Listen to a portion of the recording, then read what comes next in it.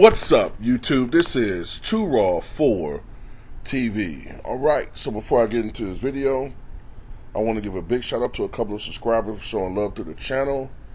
Much respect to Terry for the $5 donation via the Cash App. Alright, much respect to Terry for showing love to Too Raw for TV, aka Too Raw for Sports. I also want to give a shout out to Marvin Johnson for the $10 donation via the Cash App. Leaves a note saying, keeping it 100 always the best. And I also want to give a shout out to Darius Robinson for the $5 donation via the Cash App. Says, why don't Skip debate white people instead of black people? Well, because of the dynamics, you know.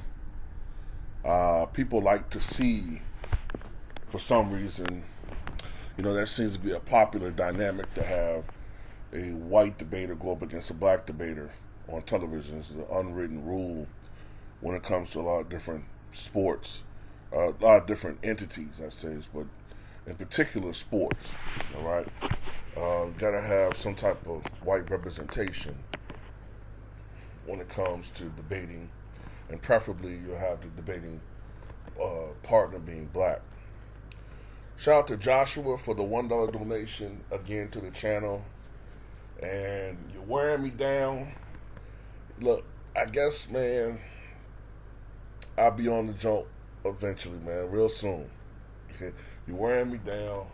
Long time subscriber. Player's choice, I guess I will be on there pretty soon. And also want to give a shout out to O'Shea for the $1 donation via the Cash App. Says, for a forgotten 80s player, my uncle Phil Pressey. All right, your uncle's Phil Pressey. I didn't see this one. Much respect to you for showing love to the channel. And I don't know if I've ever talked about him in a video before. But one of the more underrated players in the NBA in the 1970s and 80s were on those great Milwaukee Bucks teams. Teams that I have said, and I've heard it repeated on television, so I know that they repeat a lot of stuff that we say on here in the LWC, but I said that I believe the Milwaukee Bucks are the best team in the 1980s not to make it to the NBA Finals. And trying to see if that's it as far as donations for right now. Yeah, so much respect to all of you showing love to the channel. All right. So, in that game where the Warriors were playing the Milwaukee Bucks, of course, infamously in that game, Draymond Green had a fan ejected because Draymond claimed that the fan threatened him. Okay? Now, I'll put a link to in the pinned comment in the comment section below. The fan who Draymond Green had booted from the Warriors versus Bucks game earlier this week says he never threatened the Golden State Star's life, insisting he was actually being nice to the NBA player. Mike Shane spelled his side of the story out on the KJ Live podcast this week, explaining that when he was trash-talking Green during the third quarter of the big game at Fiserv Forum on Tuesday night, he was actually saying Milwaukee fans were giving him, Green, a, quote, pass. And this is what he had to say. He said, I was speaking up for the city of Milwaukee. Basically telling him, like, we're giving you a pass. Now, the reason why he said we're giving you a pass is because the city harbored a lot of anger toward Green for punching Jordan Poole, who was a Milwaukee native. Of course, he punched Jordan Poole at a Warriors practice, I think right before the season started. But of course, he said people are now wanting to let it go.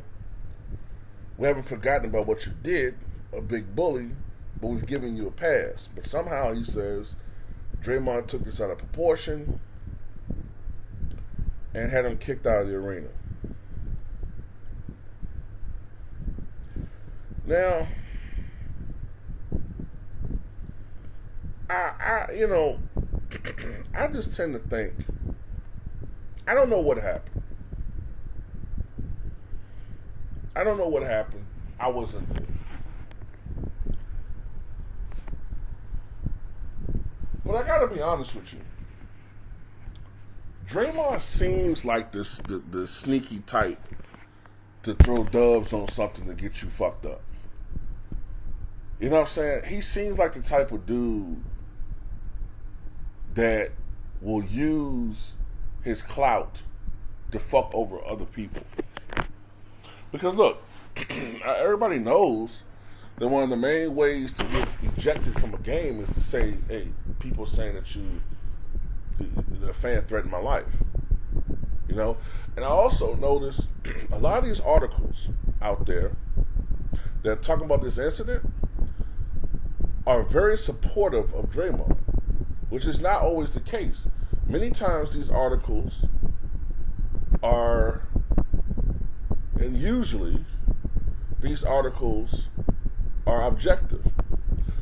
The players have a right to dignity, but at the same time, the fans have a right to free speech, right? Oh, I forgot, that's only used when the fan is white. Not to mention the fact that Draymond's affiliated with Clutch Sports, and as we've seen that 99% of the time when you're affiliated with Clutch Sports, you will get favorable press treatment.